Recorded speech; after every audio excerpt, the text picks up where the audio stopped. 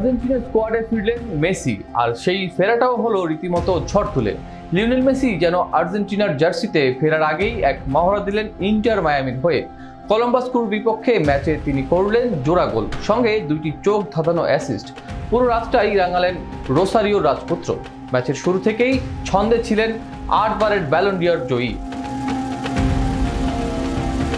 13তম মিনিটে তার অসাধারণ এক থ্রু পাসেই গোলের খাতা খুলে দেন তরুণ তাদেও আলেন্দে। প্রতিপক্ষ গোলরক্ষকের সামনে একা গিয়ে দুর্দান্ত এক ক্রস শটে এগিয়ে দেন দলকে। মাত্র 2 মিনিট পরেই গোলদাতার তালিকায় নিজের নাম লেখান মেসি। প্রতিপক্ষ গোলরক্ষক পজিশনে ভুল করলে সুযোগ নেন লা পুলগা। বুদ্ধিদীপ্ত শটে বল জালে জড়ান, যদিও গোলরক্ষক হাত লাগালেও ঠেকাতে পারেননি। 24তম মিনিটে আসে সেই মুহূর্ত। সার্জিও বুস্কেটসের রাজকীয় পাসে দারুণভাবে প্রতিপক্ষ ডিফেন্স চিরে ঢুকে পড়েন মেসি, আর ঠান্ডা মাথায় এক চিপ শটে স্কোর লাইন 3-0 করে ফেলেন। এই নিয়ে টানা 2 ম্যাচে জোড়া গোল করলেন তিনি।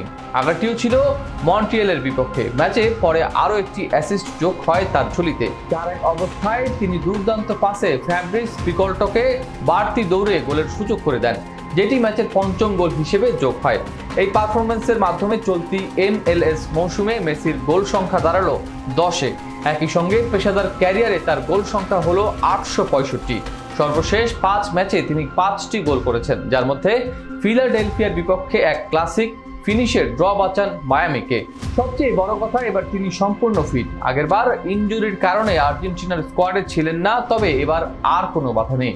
আগামী 5ই জুন সান্তিয়াগোতে চিলির বিপক্ষে এবং 10 জুন মনুমেন্টালে কলম্বিয়ার বিপক্ষে বিশ্বকাপ বাছাই পর্বের গুরুত্বপূর্ণ 2 ম্যাচে আর্জেন্টিনার মূল দলে থাকছেন তিনি।